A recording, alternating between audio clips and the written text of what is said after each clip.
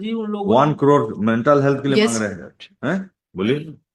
Sir जी मैं प्रधान आरक्षक के पद पर कार्यरत हूँ वर्तमान में। प्रधान आरक्षक के पद पर कार्यरत हूँ। प्रधान आरक्षक? जी सर। हाँ।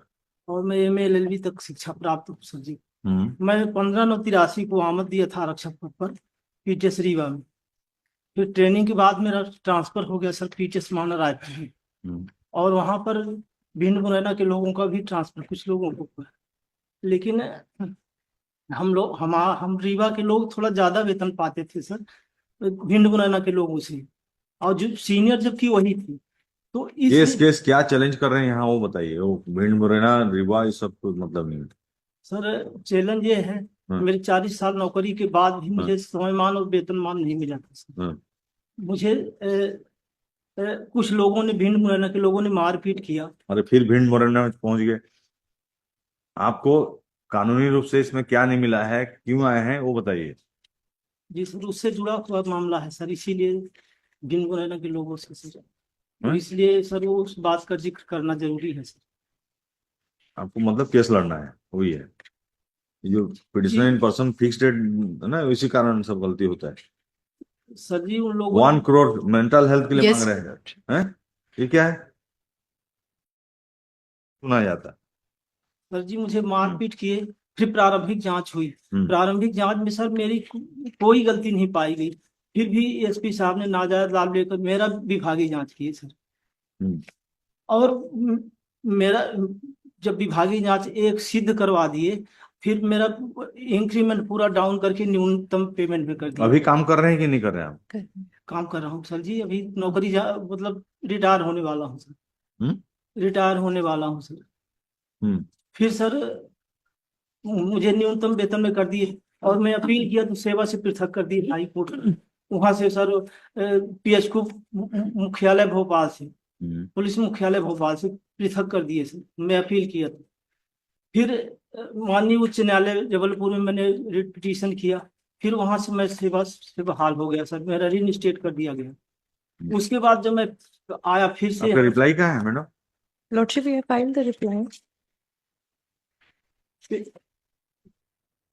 पेज नंबर बताओ सर। सर फिर मैं Lordship, यहाँ as per paragraph 7, हमने इनको compensation भी किया है 23 lakhs का. And if my lords will come, page number 26 of the petition. Page 26, the judgment of MP High Court.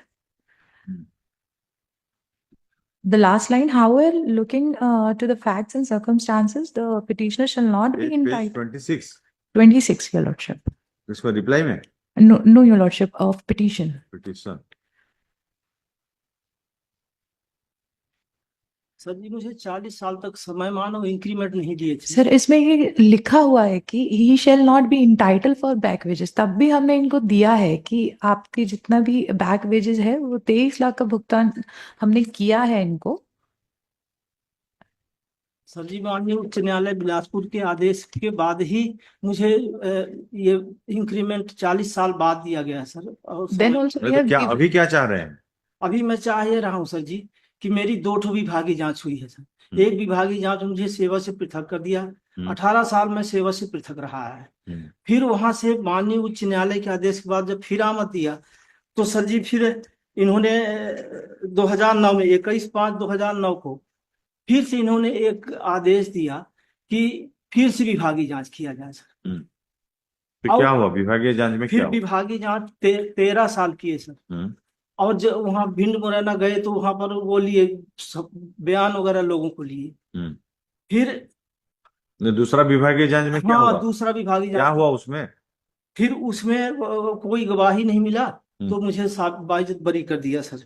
बरी हो गया ना? हाँ तो उसके फिर बाद अभी क्या दिक्कत है आपको, बरी हो गया? फिर दिक्कत यह है सर कि मुझे 13 साल विभागीय जांच के मेरा और मुझे पदोन्नत विभागीय पदोन्नत परीक्षा में बैठने की अनुमति नहीं मिला। नहीं दिए 13 साल तक। फिर एक सरकार का आदेश आया कि जो ज्यादा सीनियर हैं उनको विभागीय पदोन्नति का अवसर प्रेफरेंस दिया जाए उनको ज्यादा लाभ दिया जाए उनको पहले तो सर जी मैं विभागीय पदोन्नत परीक्षा में बैठा और पास हो गया। पास होने के बाद सर इन्होंने मुझे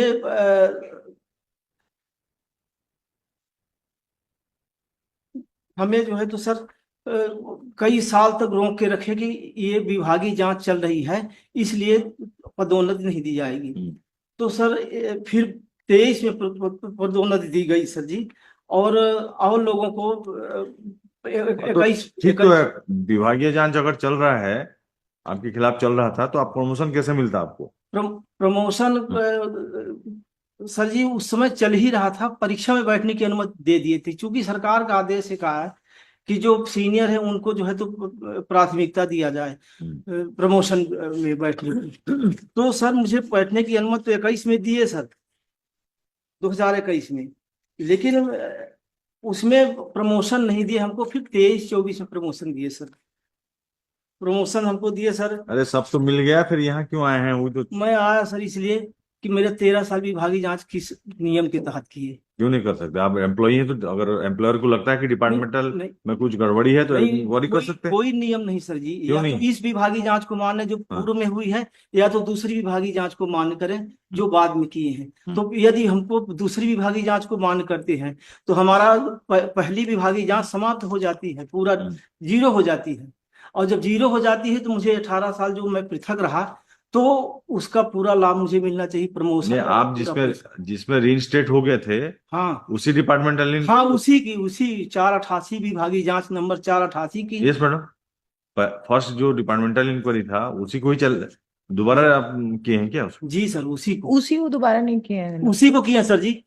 आराम से ऐसा कोर्ट में ऐसा को दिया, माननीय गृह मंत्री को दिया, माननीय मुख्यमंत्री को दिया, और यहाँ तक कि जब बघेल साहब की सरकार थी मैं सबको लिखा सर, लेकिन एक मिनट जी sir. The petitioner in person submits that the departmental inquiry on the basis of which the petitioner was terminated. कब टर्मिनेट हुए थे? क्या सर? पहली बार कब नौकरी से आपको हटाए थे? हमको पहली बार हटाए थे 10/7/1989 10/7 1989 P2 10/7/89 1989 अब करेक्ट करिएगा मेरे। Yes, sir. 10/7/1989 which was set aside by order of High Court of Madhya Pradesh in WPS WP number 6277 of 2003 by date आ गया ना 10/11/2005. Learned counsel for the petitioner submits that in spite of the said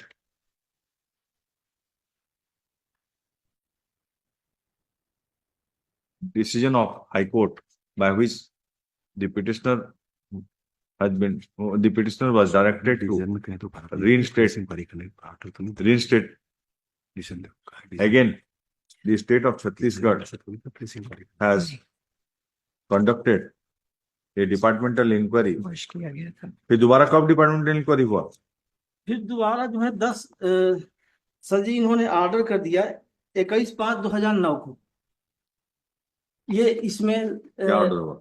21/5 जवाब के page number 17 पर लगा है, इन्होंने ही जवाब दिया सर, उसी पर जवाब लिखा है पेज नंबर 17 पर इनके जवाब नंबर 21/5/2009 को। और ये एक मिनट, सेकंड डिपार्टमेंटल इंक्वायरी कब हुआ? फिर उन्होंने जब आदेश दिया 21/5/9 को, उसके बाद स्टार्ट हो गई सर। और मेरे थर्ड आवेदन के 17/12/2024 को उन्होंने दिया कि 6 से 11 तक पेज में संलग्न है, 6 पेज से 11 तक संलग्न। सेकंड डिपार्टमेंटल इंक्वायरी कब हुआ? आप बोले ना कि एमपी हाई कोर्ट रजिस्ट्रेट कर दिया आपको, जी है ना? हाँ, बहाल कर दिया, उसके बाद फिर दोबारा छत्तीसगढ़ उसको चालू किया करके, वो कौन सा आदेश है? वो आदेश सर जो 9 साल चला बोल रहे हैं। 9 साल नहीं 13 साल चला। हाँ, कौन सा? 21/5/2009 को आदेश दिए कि इनकी विभागीय जांच दोबारा की जाए।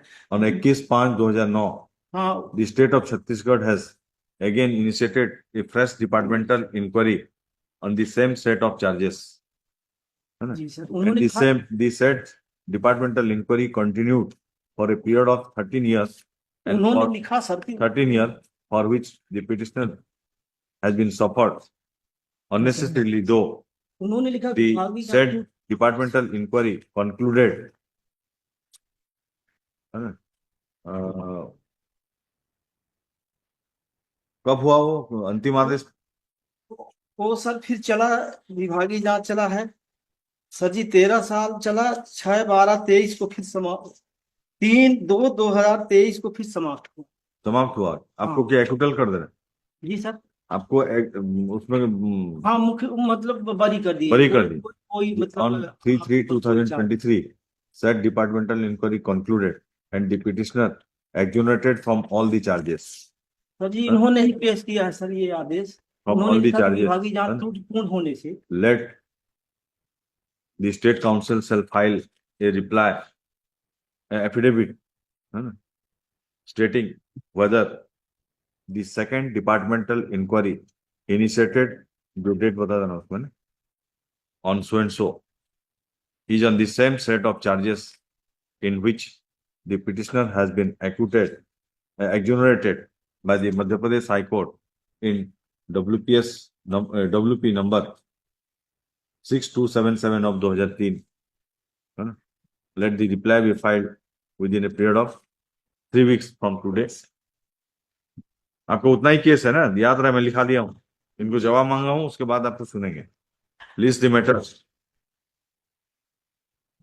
3 हफ्ते बाद कोई डेट इनको दे दीजिएगा।